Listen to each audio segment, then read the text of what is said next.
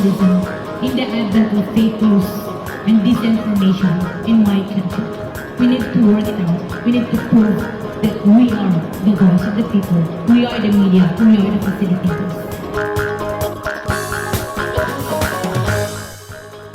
Ani ana ang mga balita nga nahagpat sa Newsline Philippines Information Center.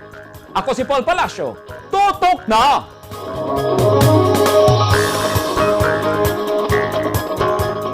Sa mga headlines, mga empleyado sa lokal nga gobyerno sa Digos City giobliganal nga magpabakuna kontra COVID-19 ang musupak magatubang og kaso. Mindanao Art Fair 2021 gitambungan sa mga local artists sa Davao City.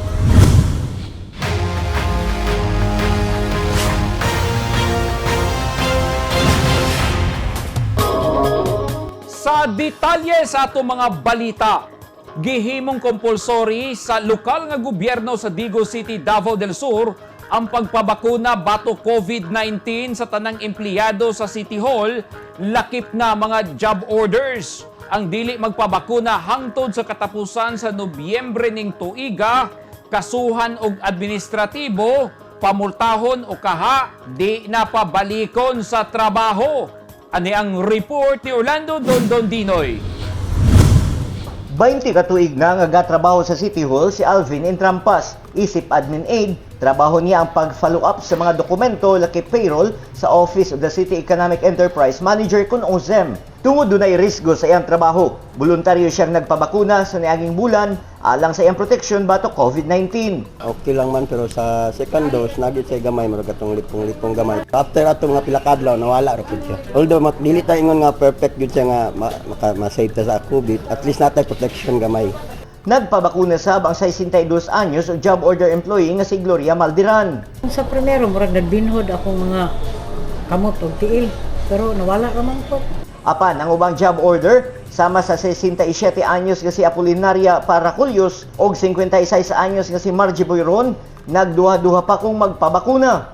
Dili sa kong magpabakuna kay tigulang nabaya ko nya nanatay daghang gibati. Magpa-doktor pa ko ba kay sige kay sakit akong buko-buko ang pong likod ba. Okay ra gud kayo kung magpabaksin. Niadtong Setyembre 24, may pagguwa og kamanduan ng Mayor's Office nga gamando og compulsory vaccination sa tanang empleyado, job order, plantilla, contract of service og volunteer sa City Hall, una pa man moabot ang Nobyembre 30. Subay sa Executive Order No. 40 ni Mayor Joseph Cagas, posibleng mag-atubang og silot ang mga kawani sa City Hall nga mga plantilla, job order og contract of service kung dili kini magpabakuna kutob sa Nobyembre 30 karong tuiga. Dili na ko pa arion diri kay wa koy bakuna, wala koy mahimo. Kay dili lang jud ko kay tigulang nabaya ko. Ang mga preliminaring gipagbuhat nato ana is katong yung pagpasabot sa ilaha, no, pag-educate, more on information dissemination kay nakita mo kun namo ang uban pod ining alanganin magpabakuna kay doon na lagi sila yung mga misconception na sila kaugalingong kadlok kabahin sa vaccine, pero notwithstanding ana kung dili gid siya mo comply sa executive order because this is an order, padulong gid ta sa sanksyon. Ang mga plantilla personnel nga dili motuman sa mando, kasuhan og insubordination ug magatubang og kasong administratibo. Sa first offense, posible silang masuspenso sa trabaho sulod sa usa hangtod 6 ka bulan o posible sa batangtang sa trabaho sa second offense. Samtang silang mga job order nga dili magpabakuna, mamahimong dili na unya i-renew ang ilang kontrata o pabalikon lang kung bakunado na. Sa kasamtangan, adunay kapin 2,000 ka mga job order ang City Hall o kapin kun kulang 200 ka regular nga empleyado. Orlando Dondon Dinoy, Newsline Philippines, Province of Davao del Sur. Stay safe.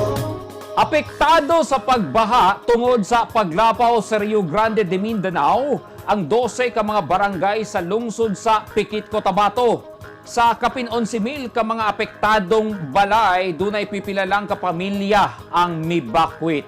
Ani ang report ni Lizelle Banga.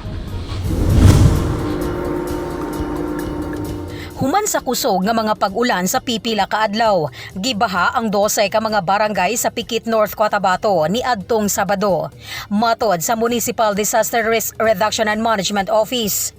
Apektado sa pagbaha ang dulan 12,000 ka mga balay sa Barangay Inugog, Talitay, Bangued, Radyamuda, Bulyok, Barungis, Bulol, Kabasalan, Punol, Pulangi, Makasandig ug Dilanggawin. Nung Saturday, gabi, nagkaroon po tayo ng flash flood dito sa may Dalingawin ng Takipan. Opo. Which affected several barangays. Tumaas talaga ang tubig, umabot hanggang highway. Pero as the nature of this flash flood is, talagang panandalian, although it's panandalian, nakaka-apekto pa rin, especially irrigated areas at depth sa baba. Galing sa taas po yan. So until now, we as far as nag-validate kami, kasi that was the time, until 1 o'clock, andun pa ang mga rescuers natin, nag-rescue ng mga residents natin na talagang binakit sila that time na nangyari ang biglaan na flash flood. Ang 12 ka mga barangay sagad bahaon tungod nahimutang sila sa mas ubos nga bahin sa lungsod ug duol sab sila sa suba sa Rio Grande de Mindanao kon Mindanao River nga gikonsiderang ikaduha sa pinakadako nga suba sa nasod. Sabi namin na kasi ang pikit is really resilient and whatever. Resilient na po talaga yung mga tao. Pag medyo mababa na yung tubig, yes, pag mataas masyado, they are looking for a place where it's safe sila. Pupunta sila sa mga covered courts, mga barangay hall, na hindi na talagang gaanong inabot ng tubig. But meron din tayong mga barangay sa talagang wala, especially in Kabasalan, ang Baguinged, ay Barungis, at saka up to, basta mga Rio Grande de Mindanao. Meron kasi na sila mga tambot na malalaki.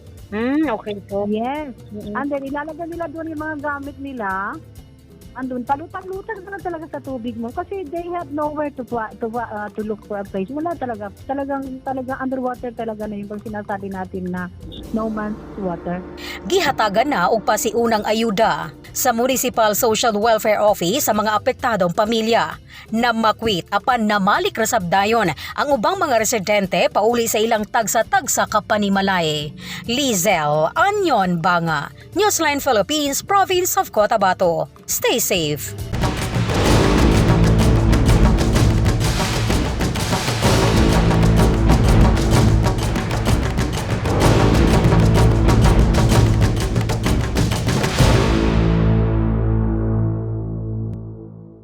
This portion is brought to you by Toyota.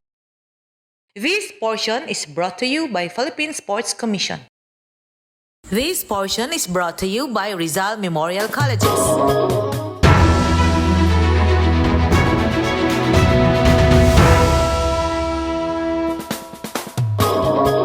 Ubay-ubay na ka mga kandidato ang nisangat sa ilang Certificate of Candidacy sa lain-laing opisina sa COMELEC sa Mindanao alang sa 2022 national ug local elections.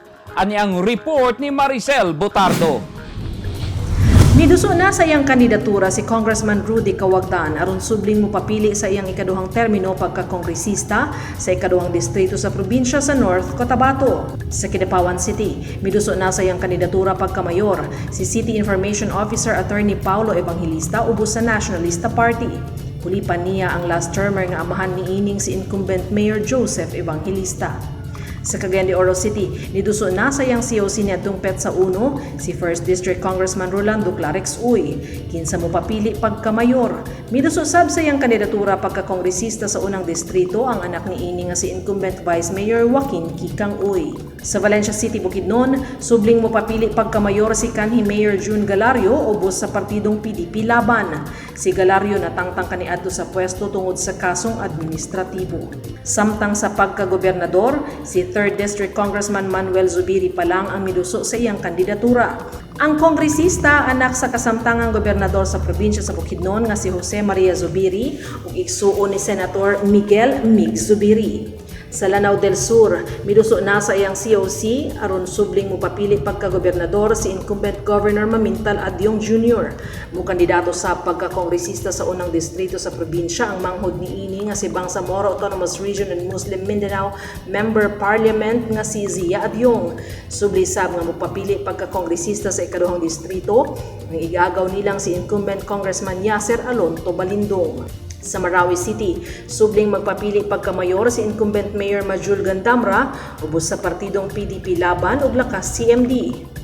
Sa Zamboanga del Norte, miduso sa iyang kandidatura aron magpapili nga mayor sa Dapitan City, si former 1st District Congressman Seth Frederick Bullet Halusos. Makaatbang niya si incumbent Zamboanga del Norte Governor Roberto Uy, kinsa naa nakaroon sa iyang katapusang termino. Sa Dipolog City, miduso sa iyang Certificate of Candidacy ang igsuon ni Bullet Halushos nga si Romel Halushos, kanhi gobernador sa Zamboanga, Sibugay Province. Makaatbang niini ang re-electionist nga si incumbent Mayor Darrell Dexter Uy, kinsa anak ni Governor Roberto Uy. Gilauman sab nga mulansad pagbalik ang asawa ni ini nga si kanhi Mayor Evelyn Uy isip gobernador sa probinsya. Makaatbang sab ni kanhi Mayor Evelyn Uy pagka-gobernador si kanhi 3rd District Congressman Cesar Halushos. Sa Digos City sa Davao del Sur, miduso na sa iyang kandidatura aron subling mo kandidato pagka-mayor sa ikaduhang termino si incumbent Mayor Joseph Cagas, ubos sa Nationalista Party. Sa Hagunoy, Davao del Sur, niduso sa ilang COC aron subling mo kandidato silang incumbent Mayor Franco Calida, kauban ng mga partido ni ini sa Nationalista Party. Sa Davao Oriental, niduso na sa iyang COC sa Comelec Provincial Office ang kasamtangang congresswoman sa 1st District na si Corazon Malanyaon ni atong Petsa 2. Mupapili siya pagka-gobernador hulip sa iyang kapartido nga si incumbent Governor Nelson Dayang Hirang, kinsa anaa sa iyang ulahing termino. Mupapili sa pagka-kongresista si Dayang Hirang, kinsa miduso na sa iyang kandidatura kaganiha. Sa Davao del Norte, subling mo papili pagka-gobernador si incumbent Governor Edwin Hubahib para sa ikaduhang termino ubos sa Partido Reforma ni adtong Petsa 2. Ginususab ni Talaingod Mayor Johnny Libaya ang iyang COC aron subling mo papili alang sa ikaduhang termino. Sa Davao de Oro, subling mo papili si Governor J.B. Tyrone Uy alang sa iyang ikatulong nga termino. Sa Davao City, ni sumiter sa iyang kandidatura aron subling magpapili pagka-mayor si presidential daughter o incumbent Mayor Sara Duterte Carpio ni adtong Petsa 2. Gidususab sa igsuon niini ang kandidatura pagka-kongresista sa usa pa nila ka igsuon nga si 1st District Representative ug re-electionist Paulo Pulong Duterte, kinsa kasamtangang naka-quarantine human magpositibo sa COVID-19.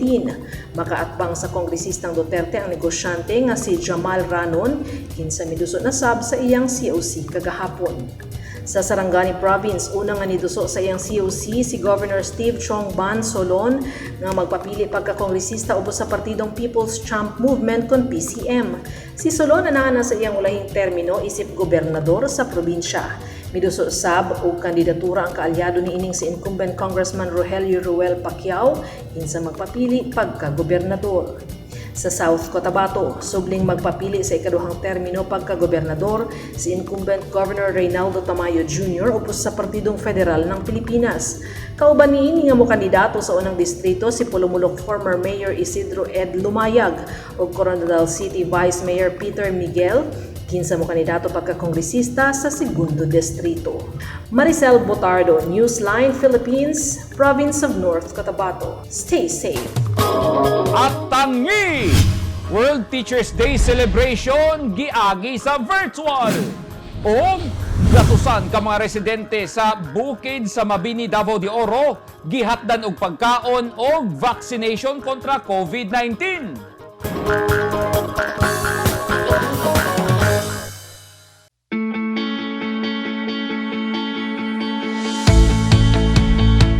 Gusto ba mo og barato ug orihinal nga mga construction supply?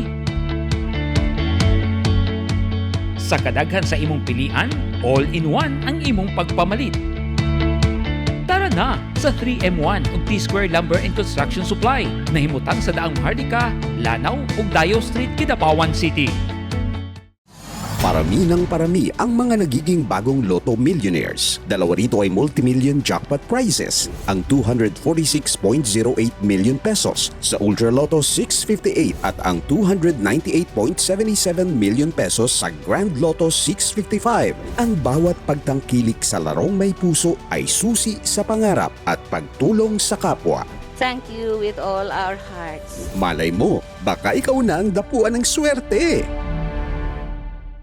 Ang mga taong dunay mga ginahambin nga mga grabing mga balatian o comorbidity, hilabi na ang mga senior citizen, sila ang mas delikado nga maigo sa coronavirus disease COVID-19. Busa dubling pag-amping ang himuon og tambali ang mga ginahambin nga mga sakit. Ang pagtumar sa Bilonga Gold Herbal Capsule is a food supplement makatabang aron mapunggan nga musamot ang mga balatian. Turmeric o luyang dilaw ang nag-unang sagol sa Bilonga Gold. Gisagulan og sodium ascorbate o vitamin C aron mas mulig-on ang immune system. Ang Bilonga Gold Herbal Capsule mapalit sa mga butika.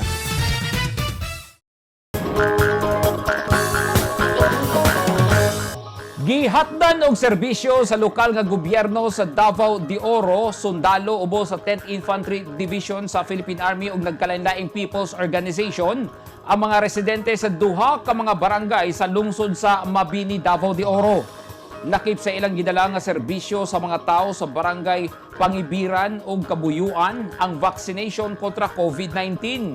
Gipanghatagan sab ang mga residente og food packs, medisina, gulay ug naa sa civil registration assistance alang sa mga residenteng walay dokumento sama sa birth certificate. Naasay gipanghatag nga jetmatics, drums ug hose alang sa supply sa tubig. Atol sa hiniusang tunol serbisyo caravan, ang pagpahigayon og pulong-pulong og peace rally sanglit ang lugar na ilang nga dunay presensya sa NPA kaniadto. 300 ka mga residente ang nakabenepisyo sa serbisyo caravan. Gisaulog karong adlaw ang World Teachers Day aron pasalamatan ang tanang magtutudlo sa ilang kaikag og dedikasyon sa ilang propesyon aron mahatagan og edukasyon ang mga mosunod nga henerasyon. Apan tungod sa hulga sa COVID-19, giagi sa virtual ang ilang selebrasyon. Ani ang report ni Eugene Hinutan. World Best Teacher. Usa-usa nga gidawat sa 55 ka mga magtutudlo sa makilala National High School sa North Cotabato kaganyang buntag Oktubre 5 ang Certificate of Appreciation ug rosas gikan sa ilang school principal nga si Saldi Burnea. Paagi kini ni Principal Burnea aron pasalamatan ang iyang mga kaubang mga magtutudlo sa ilang kaikag og dedikasyon sa ilang trabaho sa paghatag og edukasyon sa mga kabatan-unan nga maoy mosunod nga henerasyon. Pinaagi sab niini, madasig sila nga magpadayon sa ilang propesyon luyo sa mga kausaban sa ilang pagtudlo tungod sa pandemya. Happy Teachers Day to all. Hopefully, we will receive the rewards as we go on in our struggle to teach our children the future of this land. Sa Katalunan Grande Elementary School sa Davao City, walay nahitabong selebrasyon kay busy sa pagsort og module ang mga magtutudlo aron maapod na kini ngadto sa ilang mga estudyante. Sa karon, ongoing ang amo ang distribution sa modules, like karon schedule na mo for module releasing. So nag-chat na ko sa ako ang mga parent, nag-inform na ko sa ilahan that today I am going to release the modules. So ongoing ang amo ang trabaho, wala may special kanang celebration para sa Teachers Day namo. Pero unyang udto siguro naami food pero dili gud ingon nga kanang magtapok-tapok mi kay bawal man na siya. Gimingaw sab si Teacher Gerald Kagape nga mahimamat ang iyang mga estudyante sa grade 6 labi na matagdunay sama niini nga selebrasyon. Among yung makuha ng mga estudyante, mahimamat yun na mo sila, nag-offer sila og mga flowers, mga pahalipay sa mga teachers. Karon sa pandemic time, ang ginabuhat sa mga bata, nag-send na lang sila letters, mga pictures through virtual, no, sa kanang mga internet. Mao gid ang dakong kalahian. Gisugdan ang pagsaulog sa Teachers Day ni aging September 5 o gitapos kini karong adlaw. Walay mga maayong magsisibya, intelihenteng mga ihenyerog arkitekto, mga abogado ug hanas nga mga doktor sa natad sa medisina kung wala sila ma'am ug sir. Eugene Hinutan, Newsline Philippines. Stay safe. Gibida sa mga local artist ang ilang mga obra sa gipahigayon nga Mindanao Art Fair 2021 sa Davao City. Kapintulo ka gatos ka mga Mindanao artists nga gikan pa sa 30 ka mga galleries ug art groups ang misalmot sa usa ka bulan nga art exhibit. Ani ang report ni Eugene Hinutan. Pagsulod pa lang sa museo, musugat na ang mga maanyag nga mga obra maestra sa mga local artists gikan sa lain-laing lugar sa Mindanao nga ilang gipasigarbo pinaagi sa Mindanao Art Fair. Ang mga obra nagpakita sa mga talento nga gidibuho sa mga local artists nga nagpakita sa ilang interpretasyon sa estado sa atong kinaiyahan ug katawhan sa Mindanao. Ang Mindanao Art Exhibit makita sa Poblacion Market Central, C. Bangoy Street, Davao City. Kining ilang gihimo aron awhagon ang mga art galleries nga muhimo og art show aron na mahimong industriya ang sining ug aron mapukaw ang katawhan sa ilang mga talento ug musuporta kanila. Makita ang ilang mga obra nga gigamitan og oil ug acrylic. Sa pagkakaron, ang painting murag nakasentro lang alang sa mga adunahan ug sa mga artist ug gusto nila nga unta tan-awon kini isip kabahin sa matag balay ug komunidad. I'm mostly attracted to the incomplete version or what we call unfinished art. Ug kini akong gusto ipaabot sa mga taong na we are drawn to imperfections but we individuals are unique, opening us to opportunity for growth, even the uniqueness to know that there's room for everyone. I believe art is an outward expression of our inner feelings. Kumbaga, pinaagi sa akong art, dili na ako mas makonect ako ang inner peace, to know my true self, to reconcile, to reflect, and to set reasonable expectations sa akong kaugalingon.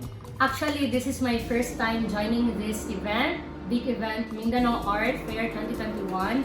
And ako nalipay kog dako kay tungod grasya po jud ni sa Ginoo tanan. Wala jud ako ani but sa iyahara jud, and thankful kay ko kay pangandir na ako ni sa una but karon naabot dyan akong artworks dito. Tulo ka gatos ka mga artist gikan sa 30 ka mga galleries ug art groups sa Mindanao ang nisalmot sa ikatulo ka higayon nga Mindanao Art Fair ning tuig.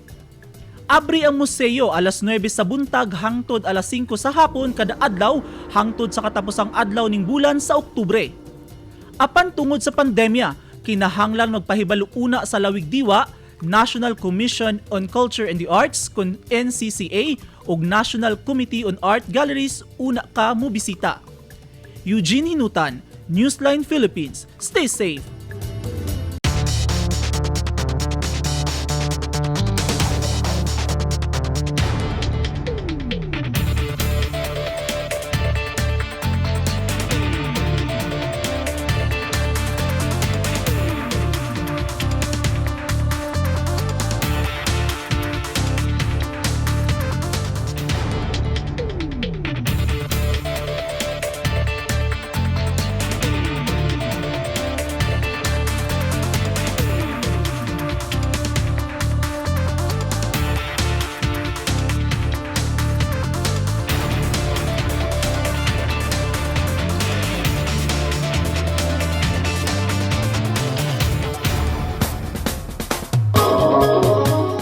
Kadto ang naghingpit sa mga balita nga nahagpat sa Newsline Philippines Information Center. Alang sa dugang balita, bisitaha ang website nga www.newsline.ph, sa Facebook page, Instagram, newsline.ph, o sa Twitter, newsline.ph. Kung aduna mo'y mga balita o impormasyon sa inyong tagsa-tagsa ka mga lugar sama sa sunog ug baha, mamahimo ka na ninyong i-share pinaagi sa Newsline Messenger. Makita usab ninyo sa Channel 50 sa Sky Cable sa Davao ug General Santos City, ug Channel 49 sa NCTV and Cable TV sa North Cotabato. 81 days na lang, Pasko na! Ako si Paul Palacio. Daghang salamat and stay safe!